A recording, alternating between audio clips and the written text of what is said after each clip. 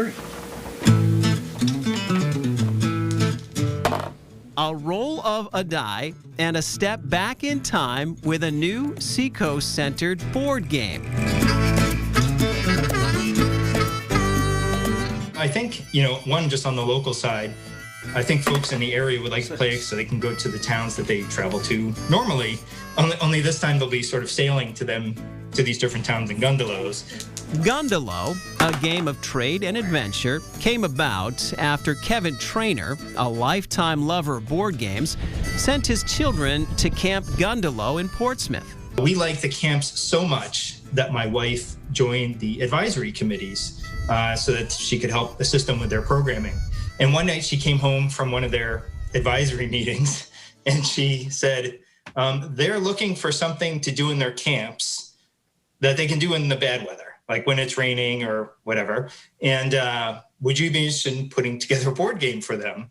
Kevin's initial response was no. He'd never created a board game before, but the thought stuck with him. I'd say sort of a week or so later, there was something that crystallized that I said, actually, I could do this. The idea set sail from there. The game requires resourcefulness and flexibility as players trade goods and transport passengers to earn money, trying to come out ahead of the other captains on the board. The game itself has a lot of strategic depth and playing without too much rules. Kevin says he's happy to have made a game that helps give back to a cause he cares about and isn't sure what the future will hold. But more historical board games could be in his future. New Hampshire has such a great history. And there's so many things that can be done with that history. And I personally love those kind of historical connections that you can, use the game as a way to sort of strike your imagination and take a trip back into time or something. And I think it's a great vehicle for doing that. Dan Yarrington and his team at Tabletop Tycoon in Manchester know a thing or two about what makes a great game. What is that best game? What makes a great game? It's any combination of elements. Those elements are mechanics, physical components, illustration and presentation elements that are going to create an experience or allow people to create an experience that's going to be memorable and fun for them. That's it. And so that's very simple, but it's a huge spectrum. The independent game publisher believes in creating community through games. I think games generally as a society, we've been playing games for thousands and thousands of years. And so they fill a societal need, a societal urge for cooperation, for competition, for all these different aspects depending on the game. So what exactly does a game publisher do? The short answer?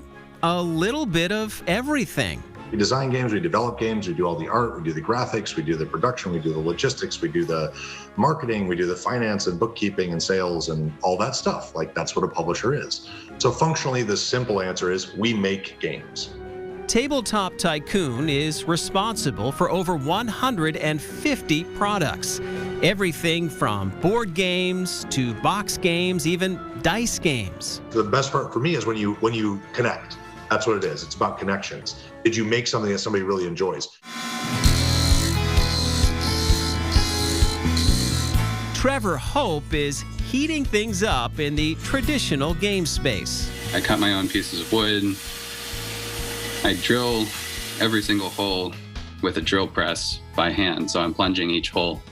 And in a 4-lane cribbage board, that's 481 holes. But who's counting? Trevor Hope loves his job, making heirloom quality cribbage and chessboards for families to cherish during game nights for decades. Started about 6 years ago. I was working with my father-in-law. He does log cabin restoration, and we made a lot of extra spare wood and pieces. And I was just trying to think what I could do with some of the leftover construction pieces. A $15 wood burning kit and an Etsy page later, Trevor sells his cribbage boards and pyrography around the globe.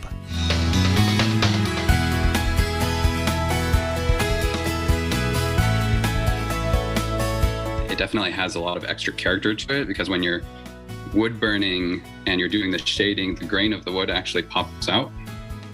So it adds a lot of character to a piece, and you can use the grain to your advantage. So it's kind of like the canvas can speak a little bit more to what you're doing for the wood burning or what you want to put on the wood. So it does help kind of give you an inspiration for a piece that you're working on.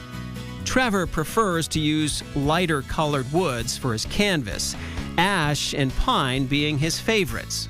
The reason for cribbage mostly was because that was a game that I played with my granddad and my father, and they taught me together in California. So that was kind of a family game, and it comes in a kit usually. Like you can find, so it's more presentable in a sense that you can like open up something, and it has the cards and the pegs, and that feels really cool to have, you know, like the actual set and something that you can pass down through generations. The sets have custom touches and take Trevor many hours to perfect, but he says he loves the process. The most rewarding part, I think, is getting the feedback from the customers and just seeing what they appreciated from the work or what it meant to them.